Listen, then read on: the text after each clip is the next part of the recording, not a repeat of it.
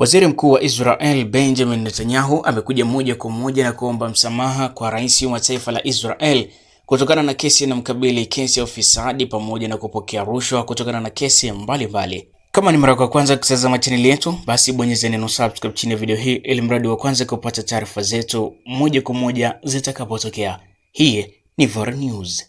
Waziri Mkuu wa Israel Benjamin Netanyahu amemwomba rasmi msamaha rais wa taifa hilo, hatua isiyokuwa ya kawaida ambayo imeibua mjadala mkubwa wa kisiasa, kisheria nchini Israel na duniani kwa ujumla. Ombi hili linafika huku Netanyahu akikabiliwa na kesi ya muda mrefu ya ufisadi inayohusisha mashtaka ya kupokea hongo, kudanganya umma na kuvuruga maadili ya kiserikali. Waziri Mkuu Benjamin Netanyahu, ambaye ni mmoja wa wanasiasa wenye nguvu na wenye historia ndefu ya uongozi nchini Israel, amekuwa akiongoza nchi kwa vipindi vingi sana. Hata hivyo, maisha yake ya kisiasa yamekuwa yakikabiliwa na changamoto kubwa tangu kuanza kwa kesi yake ya ufisadi ambayo imemfanya kuwa kiongozi wa kwanza wa Israel kushtakiwa akiwa madarakani. Wanasheria na wanasiasa wanasema ombi la msamaha ni hatua ya kikatiba, lakini pia ni jambo lisilokuwa la kawaida kwa kiongozi wa kisiasa anayekabiliwa na mashtaka makubwa kama ya ufisadi, yale yanayomkabili waziri wa taifa hilo Benjamin Netanyahu. Hadi sasa wafuasi wa Netanyahu wanasema kuwa msamaha huo ni haki yake ya kikatiba na kwamba hatua hiyo ingeweza kumruhusu kuendelea na maisha yake ya kisiasa bila kuzuiwa na kesi yoyote. Kwa upande mwingine, wapinzani wake wanasema hatua hiyo inaweza kuonekana kama njia ya kuepuka matokeo mabaya katika mahakama na kwamba inaweza kuathiri imani ya wananchi katika mfumo wa sheria na demokrasia, wakiamini kwamba yeyote yule atakayekosea basi ataomba msamaha na ataweza kusamehewa. Na endapo Benjamin Netanyahu ataweza kusamehewa na rais wa taifa hilo la Israel, basi itakuwa ni miongoni mwa fursa kubwa zaidi ya Benjamin Netanyahu kuweza kuchaguliwa ama kugombea tena kwa waziri mkuu wa taifa hilo, kitu ambacho hakiwezekani kabisa. Rais wa taifa hilo bado hajatoa uamuzi wowote na hatua hiyo inatarajiwa kufuatiliwa kwa karibu na vyombo vya habari, wanasiasa na wananchi wa Israel, huku wakilenga kutambua kile ambacho kinaendelea katika taifa hilo. Hatua yoyote itakayochukuliwa na rais wa taifa hilo inaweza kuwa na athari kubwa, si kwa Netanyahu peke yake, bali pia kwa mfumo wa sheria na demokrasia wa taifa zima la Israel.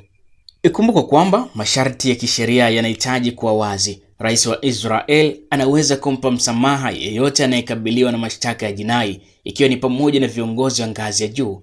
Hata hivyo, hatua hiyo haiondoi uhalali wa mashtaka, bali inapunguza tu uwezekano wa adhabu kubwa kupatiwa kwa kiongozi huyo. Wanasheria wanasema msamaha wa rais wa kiongozi anayekabiliwa na kesi ya ufisadi ni jambo la nadra na linaweza kuathiri mtazamo wa raia kuhusu uwajibikaji wa viongozi, huku wakiamini kwamba viongozi wanakosea na wanafanya vile ambavyo havitakiwi kufanyika, hali ya kuwa ni jukumu lao kuweza kuongoza raia wote wa taifa hilo la Israel. Kesi ya waziri mkuu wa Israel Benjamin Netanyahu imekuwa ikifuatiliwa kwa karibu kwa sababu inaonyesha mgongano mkubwa kati ya siasa na sheria katika taifa la Israel. Wapiga kura wengi wanashuhudia mgawanyiko wa kisiasa. Baadhi wanaamini Netanyahu anastahili nafasi ya kiongozi licha ya mashtaka.